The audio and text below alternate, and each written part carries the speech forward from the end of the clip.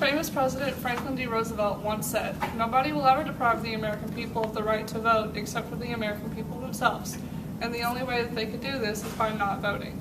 In today's society, it's very common for someone to vote. In some of the most recent elections, only 60% of eligible voters chose to vote in the presidential elections, and only 40% chose to vote in midterm elections.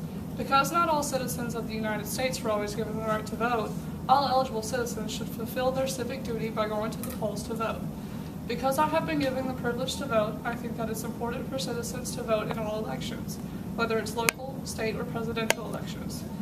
Whether you are currently eligible or not, eventually you will be given the opportunity to vote and express your opinions on who should be representing the citizens locally and nationally. As citizens of the United States, we all want our country to be the best it can be. By voting, you are more likely to be represented by someone who has similar or the same views on political topics as you. I will begin by explaining the history of voting and how over time all citizens were allowed to vote.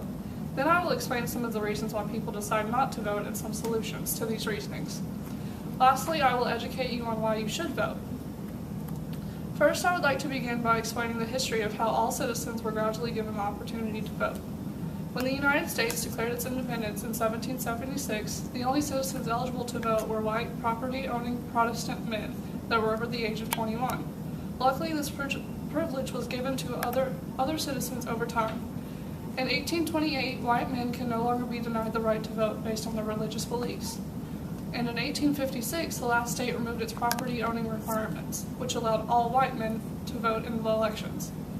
The 15th Amendment was passed in 1870, which allowed all male citizens to vote, regardless of their race. Although men of all races were eligible to vote, voting for African Americans was made more difficult to do so because of the implementation of poll taxes and literacy tests in 1890. White males were able to avoid poll taxes and literacy tests thanks to the grandfather clause, which exempted them from these implications if their grandfather was able to vote. In 1920, the 19th Amendment was passed, allowing all citizens to vote regardless of their gender.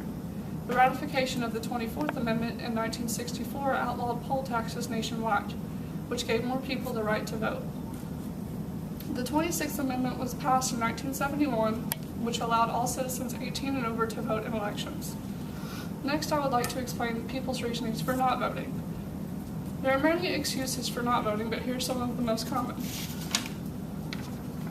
The number one most common reasoning for not voting is because people think their vote won't affect the elections.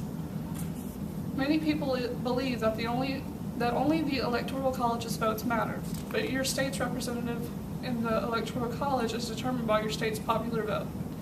Every vote counts. According to LiteracyNet, many elections, local, state, and even presidential, are decided by a handful of votes. Your vote can determine whether your state is represented by a Democratic or Republican candidate in the Electoral College. People also claim that they're too busy with work, school, and other things to go out and vote. Because this is such a common complaint, early voting is offered. This can be accomplished during a certain time period and can be done by postal voting or sometimes in person, which is done at specific early voting stations. Absentee voting is also another option that can be used to allow someone to vote, to voice his or her opinion in the election. This option is for those who will not be in their area on voting day, and this is typically used for college students. This citizen must request an absentee ballot, and once it is approved, they will receive, complete, and return their ballot. Another complaint is that it's too difficult to register to vote.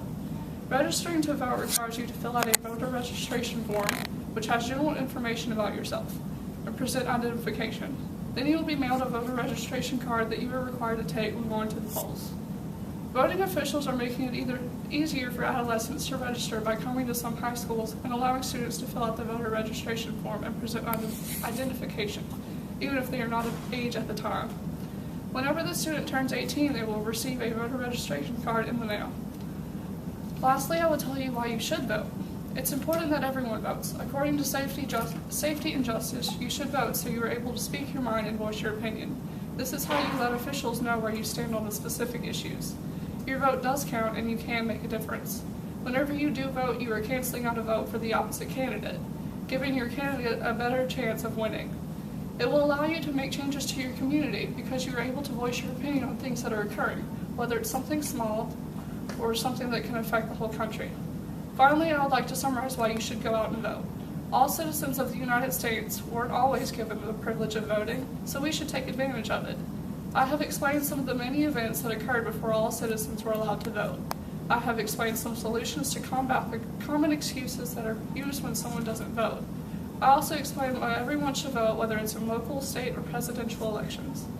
Because we all have the opportunity to vote, we should exercise this right and voice our opinions. This right gives us the opportunity to change our state and even country for the better. Things being voted on now can help gradually change our country for us and our future family members.